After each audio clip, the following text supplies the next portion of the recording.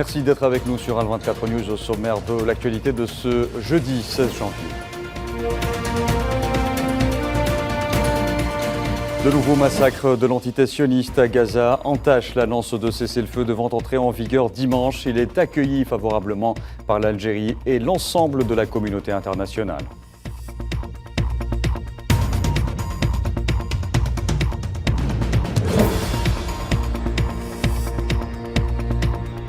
L'accord conclu entre le mouvement de résistance palestinien Hamas et l'entité sioniste intervient après plus de 15 mois de génocide contre les Palestiniens. Il comprend 3 étapes dont chacune dure 42 jours.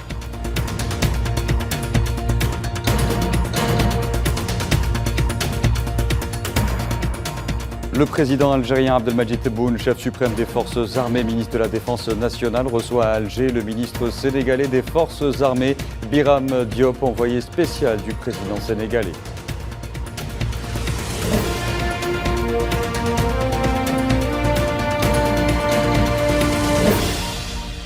Et en France, les voix s'élèvent et les élus se succèdent pour dénoncer l'escalade enclenchée par Paris à l'encontre de l'Algérie.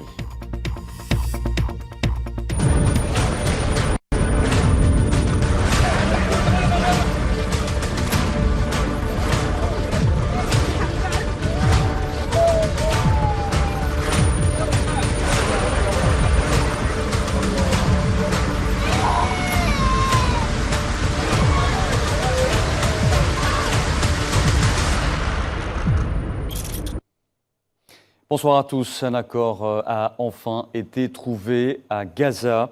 Un accord de cessez-le-feu donc, et en attendant son entrée en vigueur dimanche, l'Algérie, à l'instar de nombreux pays, a réagi en exprimant sa satisfaction et affirmant la nécessité de concrétiser cet accord dans tous ses termes et ses dimensions. Le ministère algérien des Affaires étrangères a indiqué que cet accord était tant attendu pour atténuer la souffrance du peuple palestinien et mettre fin à l'injustice qu'il subit dans la guerre génocidaire menée contre lui par l'occupation israélienne depuis plus de 15 mois.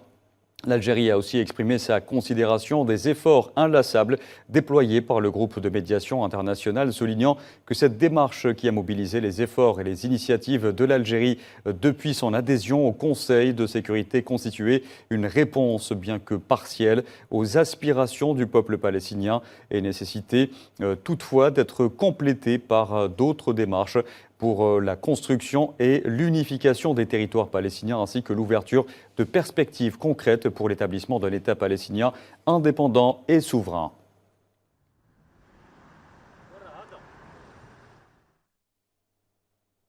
Et je vous disais en titre, la communauté internationale a unanimement salué l'accord de cessez-le-feu conclu entre le mouvement de résistance palestinien Hamas et l'entité sioniste après plus de 15 mois d'agression génocidaire, appelant à sa mise en œuvre effective. Asma Laïd.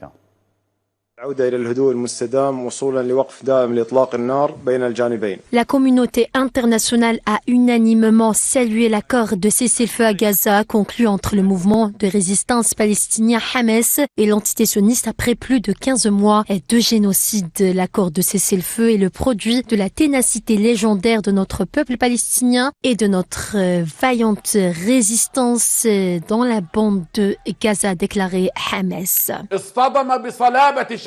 Le nouveau président libanais Joseph Aoun a pour sa part dit espérer que l'accord de cessez-le-feu conduira à la fin de la situation tragique à Gaza. Même chose pour le ministre irakien des Affaires étrangères qui a mis l'accent sur la nécessité de permettre immédiatement l'arrivée de l'aide humanitaire dans la bande de Gaza et dans les territoires palestiniens. L'Afrique du Sud, par la voix de son ministère des Affaires étrangères, a salué l'accord de cessez-le-feu conclu après 15 mois d'attaques génocidaires sionistes contre Gaza et appelé à la mise en œuvre d'une paix juste et durable qui garantisse la protection et la promotion des droits humains des Palestiniens.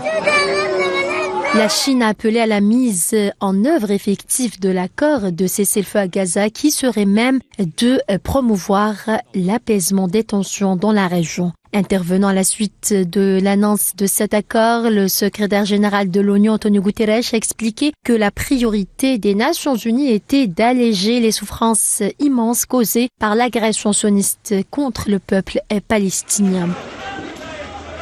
De son côté, l'association Reporters sans frontières a réclamé des sanctions pour les crimes commis par l'armée sioniste à Gaza dans un communiqué publié hier après l'annonce d'un accord sur un cessez-le-feu entre le mouvement de la résistance palestinienne et l'entité sioniste. Le directeur de Human Rights Watch pour les territoires palestiniens occupés, Omar Shakir, a salué l'accord rappelant l'entité sioniste à lever le blocus sur la bande de Gaza.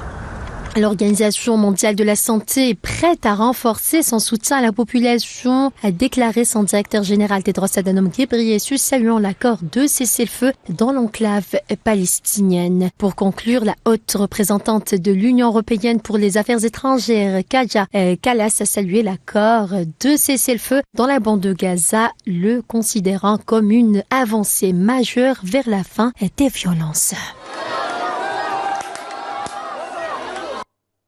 Et toujours en évoquant les réactions suite à cet accord, la Russie a dit espérer une stabilisation durable de la situation à Gaza, indiquant que l'accord contribuera à créer les conditions nécessaires à la mise en place d'un processus de règlement politique global.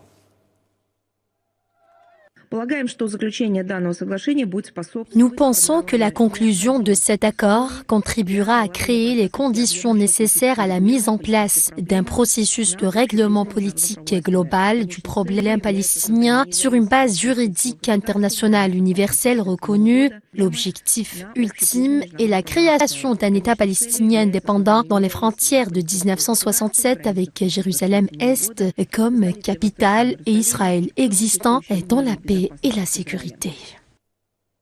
Et pour sa part, la Chine a salué l'accord de cessez-le-feu à Gaza en espérant que les parties saisiront l'occasion du cessez-le-feu pour promouvoir l'apaisement des tensions dans la région.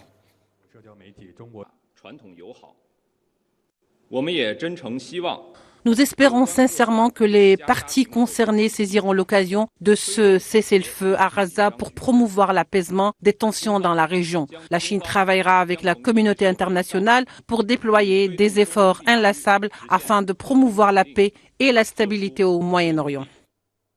Une étincelle de lumière dans l'obscurité, c'est ainsi que le ministre britannique des Affaires étrangères, David Lammy, a qualifié l'accord de cessez-le-feu dans la bande de Gaza. The government is committed to sustaining momentum, however fragile. Madam Deputy Speaker.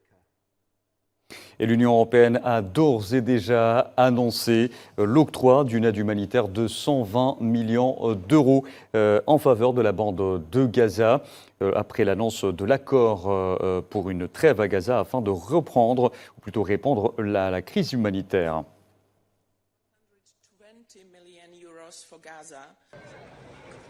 Today we are also adopting a package of 120 million euros for Gaza. Et aujourd'hui, nous adoptons également une aide de 120 millions d'euros pour Gaza afin de répondre à la crise humanitaire qui persiste. Nous savons que la situation là-bas est catastrophique. Nous savons que les Palestiniens ont un besoin urgent de nourriture, de fournitures médicales, d'abris et d'autres formes de protection. Nous espérons être en mesure d'y répondre et avec ce paquet d'aide, en coopération avec nos partenaires, nous voulons répondre aux urgences et aider les Palestiniens.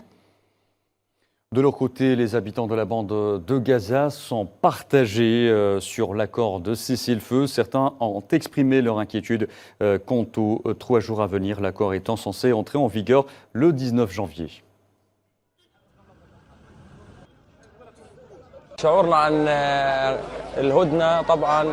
Nos sentiments à l'égard de la trêve sont bien sûr douloureux, car d'une part, nous avons perdu beaucoup de choses, nos proches, nos maisons. Nous avons perdu tout ce qui nous était le plus précieux. Nous croyons au destin. Mais j'espère que nous retournerons chez nous et que l'accord sera conclu d'ici dimanche. Nous devons rester prudents et pour les 3 prochains jours, nous craignons un bain de sang pire qu'auparavant. Ces jours seront difficiles, plus que l'année, les 4 mois passés. Nous espérons que l'effusion de sang cessera et j'espère que les gens prendront soin d'eux-mêmes pendant ces 3 jours, car ce seront des jours très difficiles pour la bande de Gaza. Et l'annonce de l'accord de cessez-le-feu conclu donc dans la bande de Gaza a suscité une mobilisation particulière partout dans le monde. Au Mexique, de nombreux militants se sont rassemblés sur la place de l'indépendance de Mexico. Pour beaucoup d'entre eux, le cessez-le-feu ne signifie pas la fin du blocus à Gaza.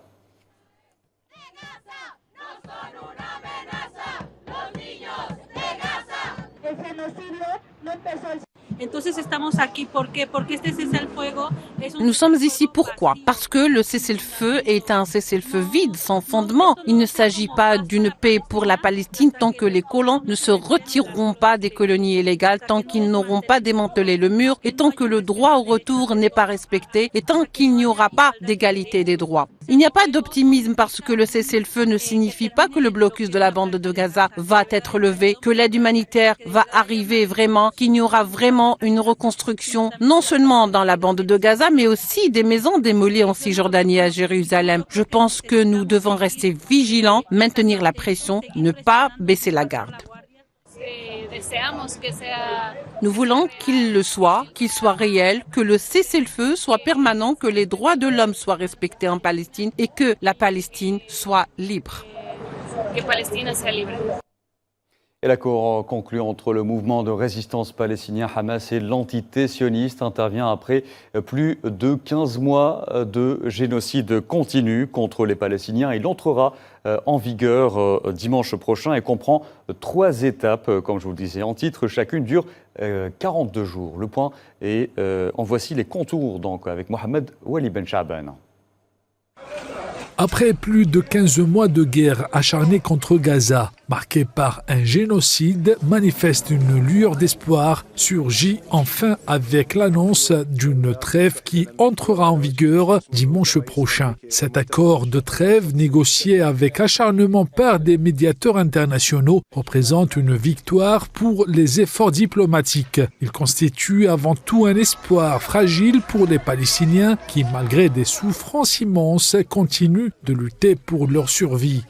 Au cœur de cet accord figurent plusieurs points clés, notamment l'échange de près de 2000 prisonniers palestiniens, dont 250 condamnés à perpétuité contre 33 captifs sionistes. La question du retour des déplacés palestiniens vers le nord de Gaza sera supervisée par l'Égypte et le Qatar. Autre point essentiel concerne le retrait progressif de l'armée sioniste de Gaza sur une profondeur de 700 mètres. L'entrée des aides humanitaires dans Gaza et l'évacuation des blessés vers d'autres lieux pour recevoir des soins ont été également mentionnés dans cet accord. La trêve, bien qu'encourageante, demeure fragile tant que les causes fondamentales du conflit ne sont pas résolues. Une paix durable restera hors d'atteinte.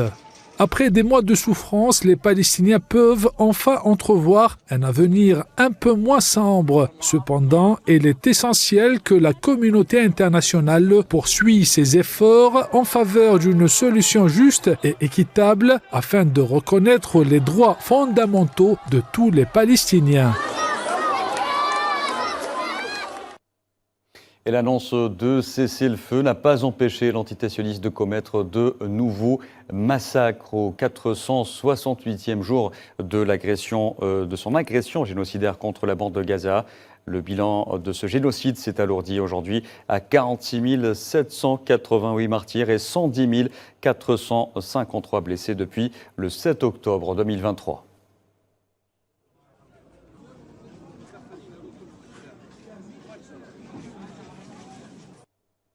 Depuis que l'accord de cessez-le-feu a été conclu et puis annoncé, les forces de l'entité sioniste ont intensifié leurs frappes à Gaza, faisant au moins 73 martyrs, parmi lesquels 20 enfants et 25 femmes, et plus de 200 blessés dans plusieurs régions de l'enclave palestinienne.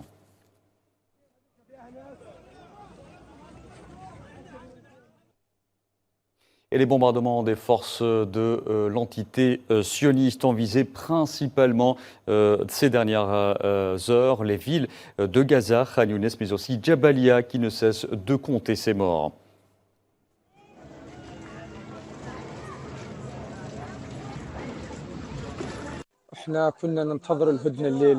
Nous attendions la grève et nous étions heureux. C'était la nuit la plus heureuse depuis le 7 octobre. Après les nouvelles que nous avons entendues, soudain, 1 heure plus tard, nous avons reçu la nouvelle du martyre de 40 personnes de la famille Allouche. Mon oncle Jum'a Mohamed Allouche et ses fils, ainsi que les personnes déplacées qui l'accompagnaient, dont plus de 4 personnes ayant des besoins particuliers qui avaient été déplacées au camp de Jabalia. Soudain, leur joie s'est transformée en tristesse. La joie de toute la localité s'est transformée en tristesse, comme si un tremblement de terre s'était produit. Même un tremblement de terre n'a pas causé cela. Plus d'un missile a frappé ici la nuit dernière. Regardez comment la zone est devenue. Nous avons retrouvé des restes de personnes. Plus de 18 corps sont encore sous les décombres. En raison du manque de moyens, nous ne sommes pas en mesure de les récupérer. Un missile a frappé, des débris et des pierres sont tombés sur nous. Nous avons été frappés par des éclats de verre. Certains sont tombés en martyrs, d'autres ont été blessés. Et suite à l'intensification des bombardements des forces de l'antiterroriste après l'annonce de l'accord de cessez-le-feu, d'énormes nuages de fumée se sont élevés, témoignant de la violence des frappes ayant touché notamment le nord de la bande de Gaza.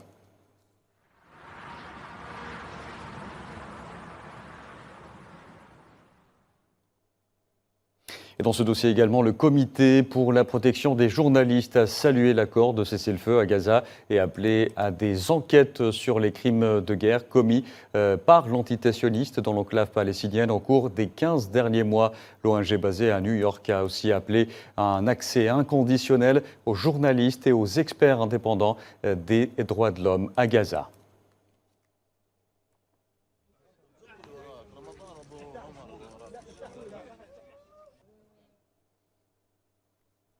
Et pour développer davantage ce dossier, restez avec nous pour retrouver tout de suite notre invité du soir.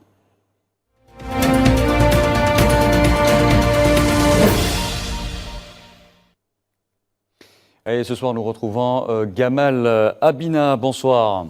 Bonsoir. Alors, vous êtes expert en questions internationales. Vous avez pu suivre l'accord, les contours, les principaux axes de l'accord de cessez-le-feu conclu hier et annoncé donc dans la soirée et qui doit entrer en vigueur dimanche. Quelle est votre première lecture de cet accord ? La première lecture, c'est déjà, quelque part, malgré le massacre de masse, malgré les presque 100 000 morts et blessés, malgré la destruction à 80% du territoire palestinien de Gaza et une partie de la Cisjordanie, du Sud-Liban, il faut le rappeler, et des bombardements incessants qui n'ont pas cessé sur la population palestinienne, évidemment, c'est de se rendre compte que les objectifs de guerre proposés par l'entité sioniste et particulièrement l'extrémiste de droite Netanyahou n'ont pas été atteints, et loin s'en faut. Ils ont tué beaucoup de civils, c'est vrai, comme au Vietnam. On tue beaucoup de civils, mais ce qui est intéressant dans l'histoire, c'est l'objectif.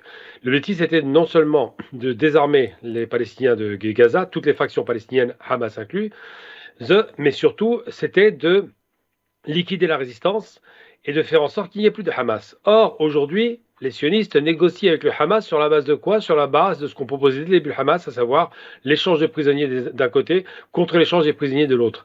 Et il s'est passé quoi ? Eh bien, Netanyahou, qui n'est pas en mesure de pouvoir vaincre les Palestiniens parce que effectivement le peuple de Palestine a refusé cette seconde Nakba qui était offerte sur un plateau par rapport à l'Égypte, eh bien, le peuple de Palestine n'a pas reculé, il a subi le martyre, des bombes, des massacres de masse, des destructions comme rarement on l'a vu depuis la destruction de Berlin et de Dresde, mais il a résisté. Et cette résistance a donné lieu à la négociation auprès de qui ? Du Qatar, frères musulmans aussi, qui sont très affiliés, pour obtenir ce que les Palestiniens demandent depuis le début, l'échange de prisonniers, le retrait des forces d'occupation sionistes du territoire de Gaza, et la négociation directe effectivement sur la question de l'approvisionnement par exemple en nourriture et en aide tout simplement. Donc tout ça c'est un marqueur qui prouve qu'effectivement, et en plus il y a je crois 33 prisonniers contre 1000 de l'autre côté, qui prouve effectivement que les objectifs de guerre ne sont pas atteints, donc Israël a perdu la guerre. Il faut être très clair là-dessus, ça n'est pas une demi-victoire, c'est une défaite totale. Ils ont perdu la guerre des images, ils ont perdu la guerre de l'opinion publique, ils ont perdu la guerre en termes de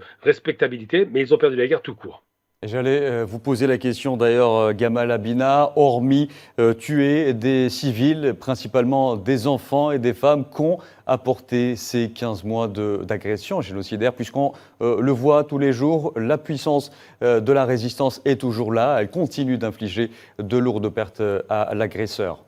Vous savez, ce qui se passe, c'est que les sionistes ont l'habitude de vouloir tuer beaucoup et d'être peu tués. Or, ces derniers jours, j'ai vu, par exemple, le compte des Palestiniens, qu'on avait une moyenne de 5 soldats sionistes tués et puis des dizaines de blessés.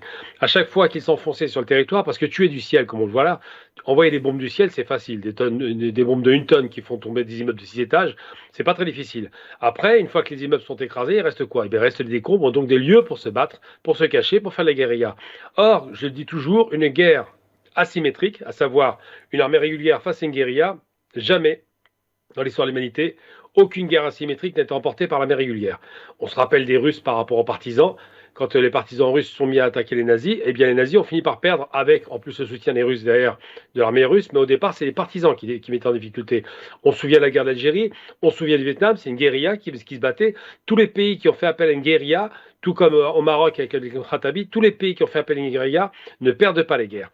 Parce que les guérillas, c'est par définition une non-armée. C'est des petites cellules combattantes qui font du mal, qui harcèlent et qui éreintent l'armée régulière qui ne sait pas gérer ça. Et ce qui se passe, c'est que, qu'est-ce qui se passe au bout de 15 mois?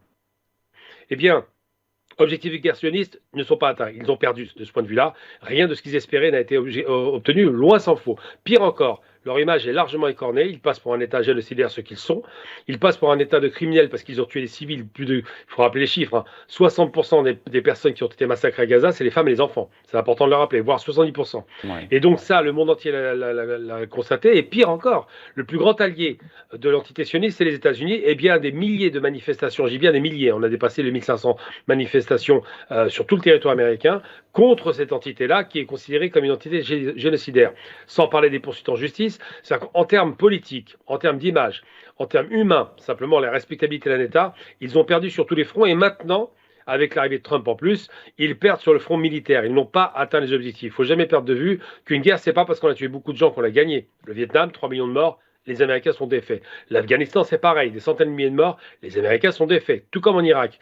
Gagner une guerre, c'est atteindre les objectifs fixés au départ, à savoir libération des otages, ça n'a pas été fait. Destruction totale, Hamas et démilitarisation, ça n'a pas été fait. Déportation des Palestiniens, ça n'a pas été fait. Conséquence de quoi?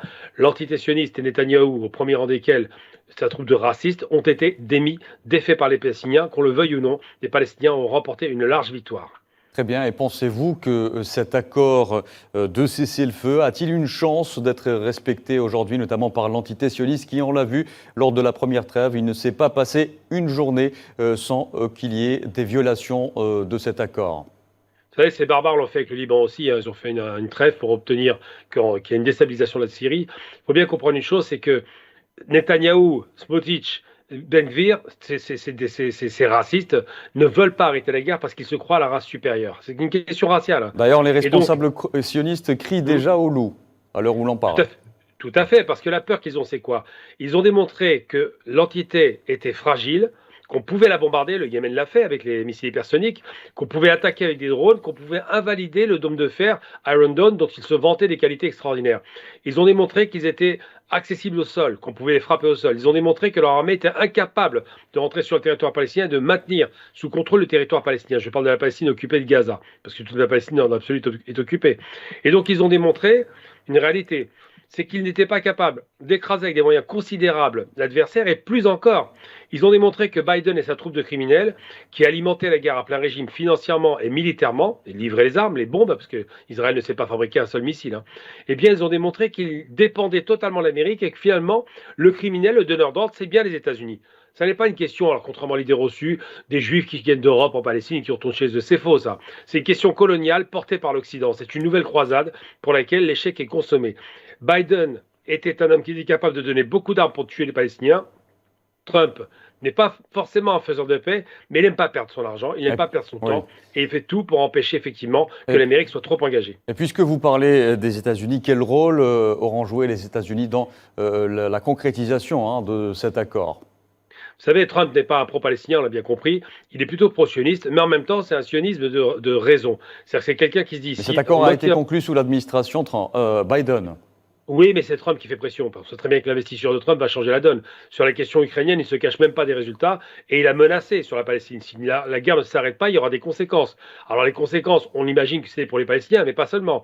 Rappelons-nous d'une image très importante que les gens ont oubliée. Lorsque l'autre criminel de Netanyahou va rendre visite à Trump, la visite est très froide, très fraîche, très peu chaleureuse. Mais surtout, et c'est une image importante en diplomatie, lorsqu'il se quitte, Trump refuse de lui serrer la main.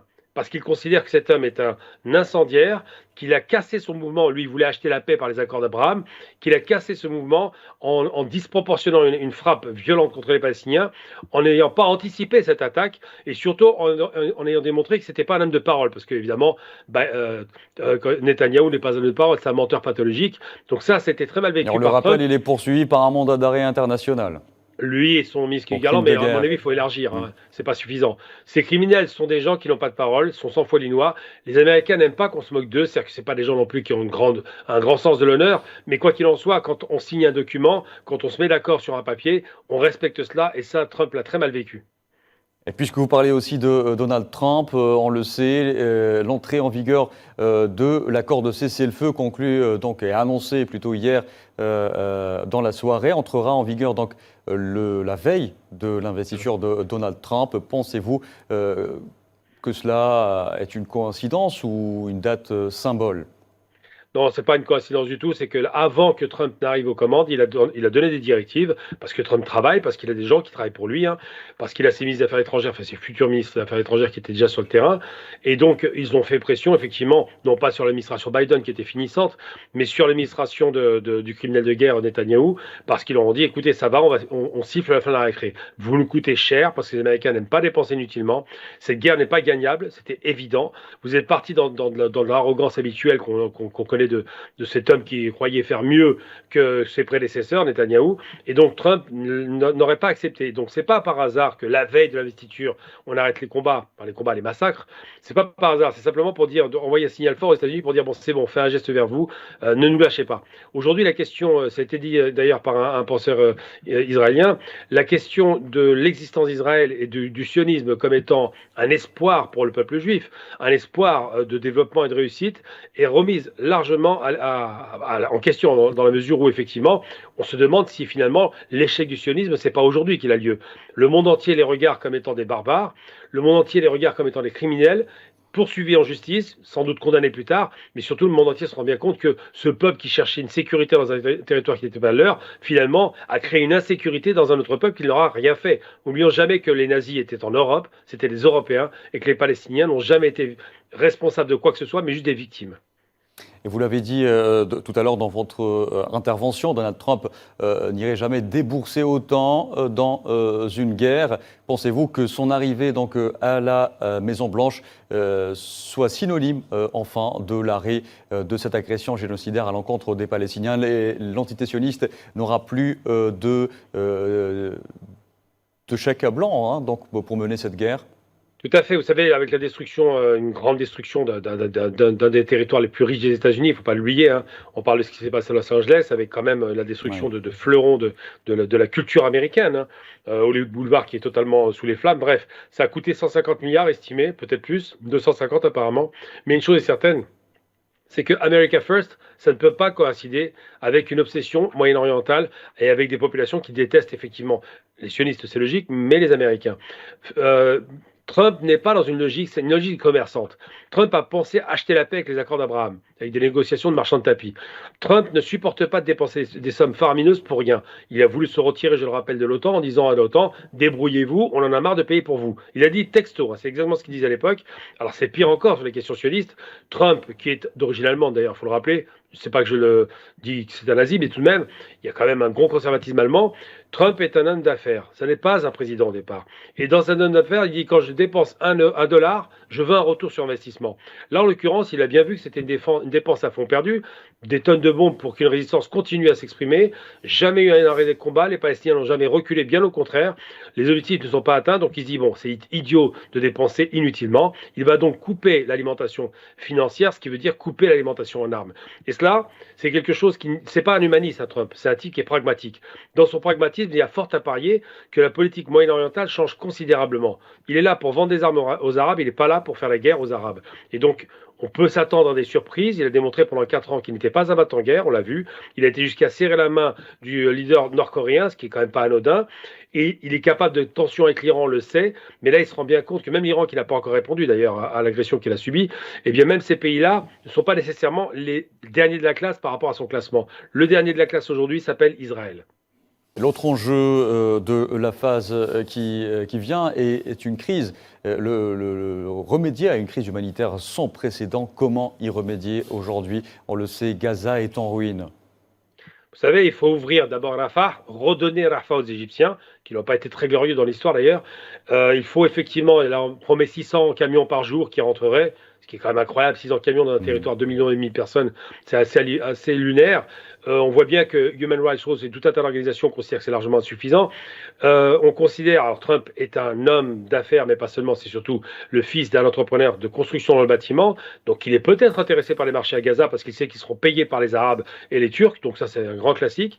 Mais aujourd'hui, la crise humanitaire qui est présente, avec des maladies qui vont se développer à vitesse grand V, avec évidemment les conséquences directes et indirectes de la guerre et des morts qu'on va découvrir sous les décombres, avec un chantier abyssal. Je vous donne un chiffre simplement. Après la destruction des villes allemandes en 1945, 90% de destruction de toutes les villes allemandes. Il faut savoir que l'Allemagne a été totalement rasée à ce moment-là. Eh bien, il a fallu 20 ans pour finir la reconstruction d'un pays européen avec des moyens européens.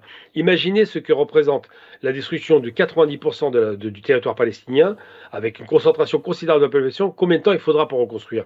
Imaginez le coût de l'opération qui sera partagé évidemment par les mêmes contributeurs, les Européens, les Arabes et les Américains sans doute, certainement pas par les criminels. Eh bien tout cela, Trump l'a en ligne de mire et je pense qu'il profitera effectivement de cette aubaine pour reconstruire la bande de Gaza avec d'autres acteurs. Mais c'est vraiment une affaire de business assez malsaine. Quand on voit les images, on se rend bien compte de l'étendue des dégâts. Et de l'autre côté, Trump en a marre d'entendre parler de cette guerre parce qu'il voit bien qu'elle est impopulaire. Il voit bien que l'Amérique a été pointée du doigt et pour cause.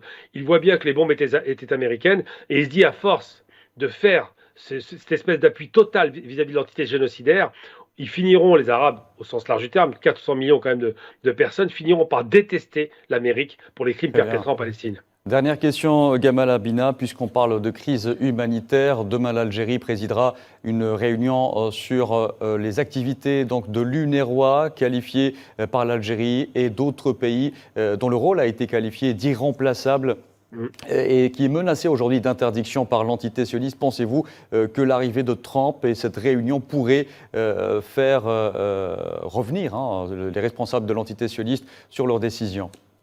On se fiche complètement de ce que pensent les responsables de l'entité sioniste parce que maintenant la montre court contre le criminel Netanyahou. Ils n'ont pas de pouvoir.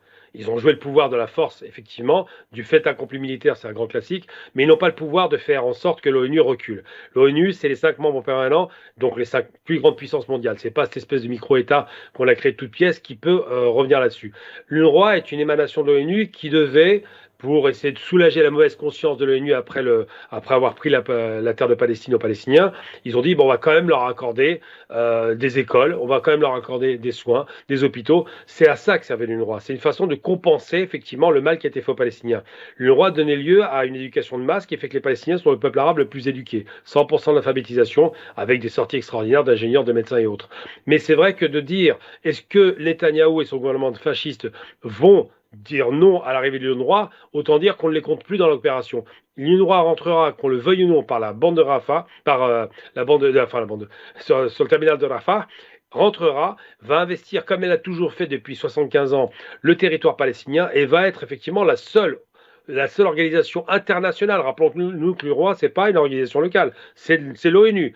Eh bien, elle va rejouer son rôle qu'elle a toujours joué et les sionistes seront obligés d'accepter sous peine d'une explosion de violence qui reviendra à nouveau. Parce que si on déplace l'UNRWA, si on veut en finir avec cette organisation onusienne, rappelons-le, même si Netanyahou ne croit pas à l'ONU parce que c'est un hors-la-loi, eh bien, il est obligé de se plier à la loi internationale, il sera obligé d'accepter ce que l'Amérique va lui imposer. Merci beaucoup Gamal Abina d'avoir répondu à nos questions. Je rappelle que vous êtes expert en questions internationales.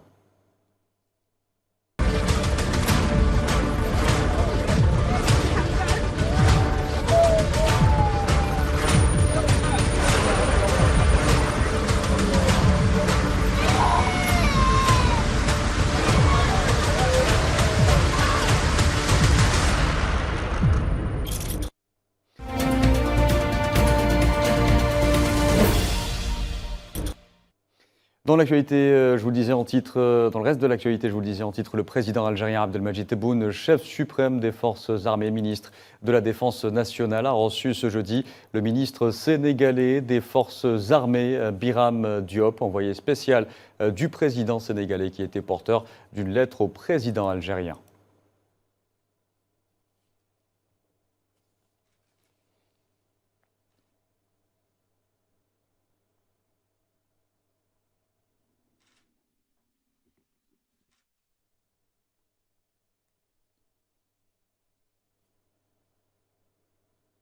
Auparavant, le ministre sénégalais des Forces armées, le général Biram Diop, a été reçu par le ministre d'État algérien, ministre des Affaires étrangères, de la communauté nationale à l'étranger et des Affaires africaines, Ahmed Attaf. Les deux parties ont notamment passé en revue les relations de coopération unissant l'Algérie et le Sénégal et examiné les perspectives de leur renforcement conformément aux orientations des dirigeants des deux pays.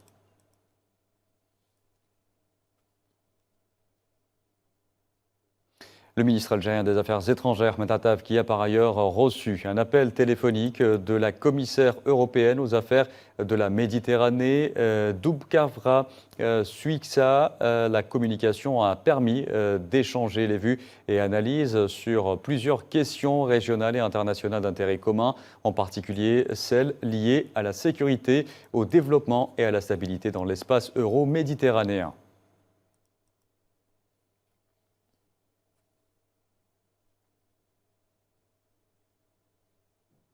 Et toujours dans l'actualité africaine, la coordination européenne de soutien et de solidarité avec le peuple sahraoui, ECOCO, a condamné fermement ce jeudi l'attaque à Copenhague contre le siège de l'ONG Global Action, solidaire de la lutte du peuple sahraoui pour l'exercice de son droit à l'autodétermination, qualifiant cet acte d'acte lâche et intolérable. Et il nous avait remis un document en 2002. Les opérations de secours ont pris fin dans un puits aurifère illégalement exploité de l'Afrique du Sud, où 78 corps et 246 mineurs clandestins ont été extraits depuis le début de la semaine. La nacelle qui multipliait les allers-retours sous terre depuis lundi pour remonter à la surface dépouilles et orpailleurs en vie cernés depuis des mois par la police et remontée vide.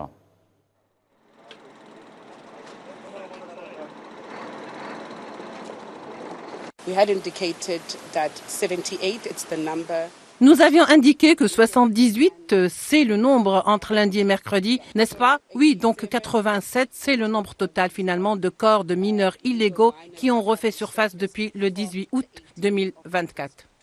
De notre côté, nous avons terminé l'opération, mais je pense que c'est quelque chose qui sera déterminé entre nous et les autorités, ainsi que la DMRE qui nous a demandé de venir les aider. Mais pour l'instant, puisqu'il n'y a pas de corps et que nous sommes revenus 12 heures après la fin de l'opération pour nous assurer qu'il n'y avait personne, pour l'instant, nous allons quitter le site. Les gens se retrouvent dans ces situations dangereuses et risquées à cause de la pauvreté, de la faim. Aucune personne saine d'esprit qui a tout ce qu'il faut ne peut venir risquer sa vie pour aller sous terre à 2000 km. Ce n'est pas possible. Le Niger frappé par une inflation historique. Selon l'Institut national de la statistique, l'inflation a atteint 15,47% en juin 2024 avant de refluer sur la fin de l'année. Elle devrait rester élevée sur la période 2025-2026 à 5,4% d'après les projections de la Banque mondiale. Une situation qui impacte fortement les ménages.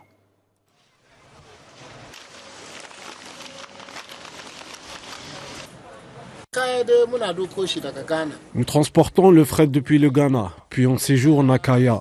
Là, nous attendons les escortes militaires jusqu'à Dori, d'où de nouvelles escortes prennent le relais jusqu'à Terra. À partir de là, débute le calvaire jusqu'à Niamey. C'est l'adaptation, c'est ça la résilience. On s'adapte à la situation. Je connais beaucoup de gens qui ne mangeaient pas la pâte de maïs, mais ils se sont adaptés. Ils ont compris. Il faut revenir aux produits locaux. Beaucoup, en tout cas, de fonctionnaires bien placés se sont rabattus sur les produits locaux. Nous faisons face à de véritables difficultés pour acheminer les marchandises du Bénin à Gaïa au Niger, à bord d'embarcations sur le fleuve. Nous dépensons beaucoup d'argent, la fermeture de la frontière engendre vraiment des difficultés. C'est à cause de la fermeture que les prix des produits restent élevés. En France et au sein du Parlement, des voix résonnent encore contre l'escalade enclenchée par Paris à l'encontre de l'Algérie. Le député insoumis Bastien Lechaud a procédé à une véritable charge contre cette position hostile, à l'instar de Ségolène Royal et Mathilde Panot avant lui. Safouane Bessabri. En pleine crise entre Alger et Paris, dont l'intensité semble augmenter chaque jour, des voix s'élèvent en France pour protester contre la campagne politico-médiatique enclenchée contre l'Algérie. À droite et à l'extrême droite, la ligne politique consiste à passer à l'offensive contre Alger, une ligne politique suivie par plusieurs membres du fragile gouvernement français. À gauche, au sein du Parti de la France insoumise, refus de suivre le courant. L'algérophobie est dénoncée par le député insoumis Bastien Lechaud. Le député reprend l'expression de rente mémorielle utilisée par Emmanuel Macron, qui avait jeté un froid dans les relations franco-algériennes. Vous osez parler de rente mémorielle à propos de l'Algérie, comme si c'était un cadeau d'avoir subi 132 ans de colonisation et de souffrance. Les belles heures de la colonisation, comme ose le dire votre ministre de l'Intérieur, c'est révoltant. En réalité, c'est l'algérophobie qui est votre rente politique. Vous soufflez sur les braises des haines passées. Vous attisez la xénophobie, l'islamophobie et le racisme dans l'espoir d'exciter l'opinion publique et de masquer vos échecs. C'est répugnant. Le ministre de l'Intérieur Bruno Retailleau, en croisade contre l'Algérie, avait osé qualifier de belles heures l'époque de la colonisation, affirmant sans complexe sa nostalgie d'une ère révolue, où la souveraineté algérienne était encore un idéal inéluctable. Mathilde Panot était également montée au créneau. Elle avait fustigé le gouvernement français, réclamant que le législatif cesse son escalade agressive contre l'Algérie. De même pour Ségolène Royal, figure de la gauche socialiste française, qui avait affirmé que la France avait encore une dette morale envers l'Algérie, une dette encore impayée à ce jour. Dans le reste de l'actualité de ce jeudi, le président ukrainien Volodymyr Zelensky et le premier ministre britannique Keir Starmer, dont le pays est un soutien clé de l'Ukraine, ont signé ce jeudi un accord historique sur un partenariat sur 100 ans entre Kiev et Londres.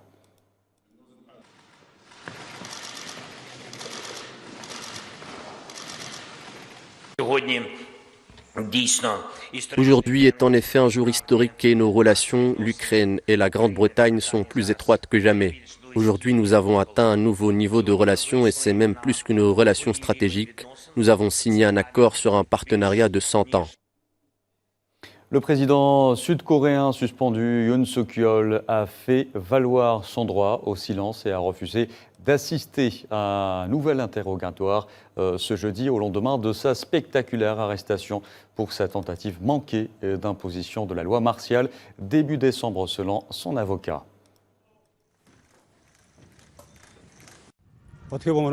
D'une certaine manière, on peut dire que l'organisation la plus puissante de notre pays est l'Assemblée nationale, qui peut mettre le président dans l'impossibilité de faire quoi que ce soit.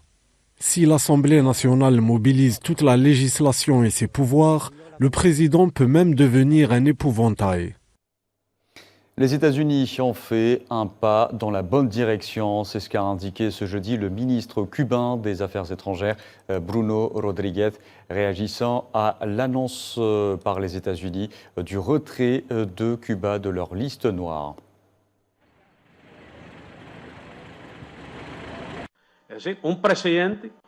Un président lance une accusation, un autre nie et la modifie, un autre vient et la relance, puis un autre vient et répète la précédente. Je pense que l'une des conséquences de la décision du président Biden, que nous considérons comme une décision sérieuse, importante et un pas dans la bonne direction, mais encore limitée et très tardive, est que la liste des pays qui soutiennent le terrorisme a été démolie. Elle n'existe plus. Le président de l'Association des constructeurs européens d'automobiles et PDG du groupe Mercedes-Benz, Ola Källenius, a affirmé que l'Union européenne devrait chercher à conclure un grand accord avec les États-Unis et éviter une guerre commerciale avec la nouvelle administration Trump.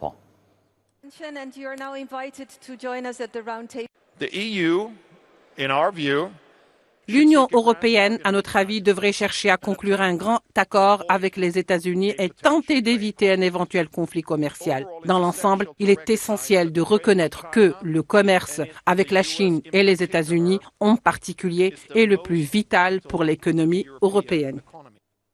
Dans l'actualité aussi, Masoud Pezeshkian a rencontré ce jeudi au Tadjikistan le dirigeant tadjik Emomali Rahmon pour sceller le rapprochement, notamment économique, entre les deux pays.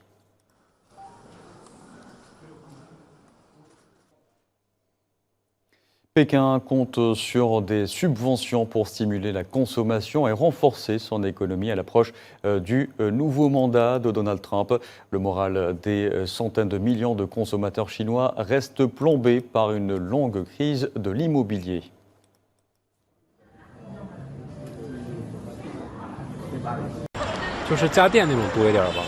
Il semble qu'il y ait davantage de subventions pour les appareils électroménagers. Vous pouvez demander des coupons pour les appareils électroménagers par l'intermédiaire de Jingtong, une plateforme de services numériques qui existe à Pékin, n'est-ce pas? Les subventions sont assez importantes. Par exemple, j'ai acheté 3 climatiseurs Xiaomi qui n'ont coûté au total que 8 000 ou 9 000 yuan, environ 1050 à 1200 euros. Normalement, ils coûteraient plus de 4 000 yuan chacun. Je peux tout à fait trouver un emploi, mais quel type d'emploi? Cela dépend vraiment. Je ne suis pas sûre de pouvoir en trouver un bon, mais je pourrais certainement subvenir à mes besoins. Je pense que cette politique peut être considérée comme une simple incitation. Oui, si votre budget n'est pas très élevé, de telles mesures peuvent aider les gens dans leur réflexion d'achat. Je pense que cette campagne est tout à fait positive. Au-delà des destructions de terrains et d'habitations, le cyclone Chido a également fait d'autres victimes à Mayotte. La faune et la flore sur l'îlot Mbouzi, à 10 minutes en bateau de Grande Terre. Une équipe de naturalistes constate les dégâts. Je pense que la faune qui a le plus été impactée, c'est les mammifères, enfin les mammifères sauvages, peut-être aussi quelques mammifères domestiques, mais dans les mammifères sauvages, il y a les lémuriens, les roussettes, les grandes chauves-souris volantes, mais aussi les petites chauves-souris, comme on en voit en Europe, des chauves-souris insectivores. Les mangroves, elles ont quand même pas mal été touchées, surtout à certains secteurs dans le nord où toutes les feuilles sont vraiment parties, les branches sont cassées. Mais on voit que ça repart quand même assez vite. Déjà là, il y a quand même pas mal de feuilles, ça repart bien. Elle a vraiment joué son rôle de tampon en protégeant l'arrière, tout ce qu'il y a derrière. Donc heureusement qu'elle était là sur certains endroits. Ça a vraiment joué son rôle important. Elle est remplie de beaucoup de déchets aussi. Donc ça montre que tout ce qui est parti de grande terre ou de petite terre est arrivé, s'est retrouvé bloqué dans la mangrove. Donc il y a un bon travail à faire de nettoyage aussi. Mais vu l'état, je pense qu'elle devrait repartir assez bien à certains endroits. Donc elle est endommagée. À la direction de la Roumanie, où le gouvernement a décidé ce jeudi d'organiser de nouvelles élections présidentielles en mai, après l'annulation spectaculaire du scrutin en décembre sur fond d'allégations d'ingérence.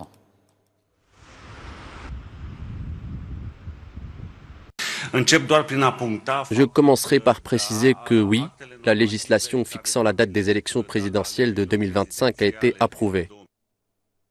Le Parlement bulgare a approuvé le gouvernement né d'un compromis difficile entre les conservateurs, plusieurs formations et la minorité turque pour tenter d'offrir un peu de stabilité à ce pays plongé dans une grave crise politique depuis plus de 3 ans.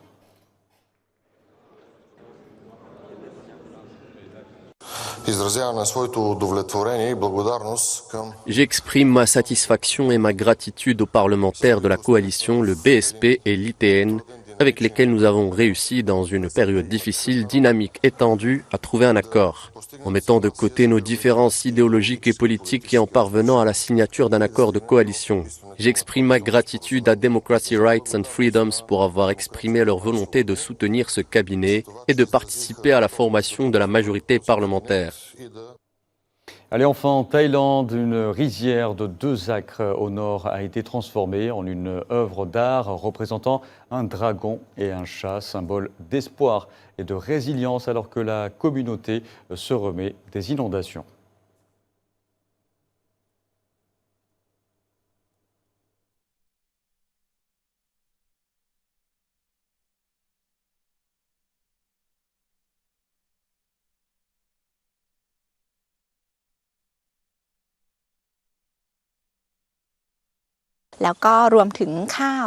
Le riz que nous cultivons est le rao sapassi, riz arc-en-ciel qui possède cette couleur, qui ensemble crée cette œuvre d'art colorée et que nous pouvons voir aujourd'hui. Voilà, et on arrive à la fin de ce journal. Merci à vous de l'avoir suivi. Vous pouvez revoir ce programme sur le site d'Al24 News ou à travers les différentes plateformes en scannant le QR code qui s'affiche en bas de votre écran. Excellente soirée à tous.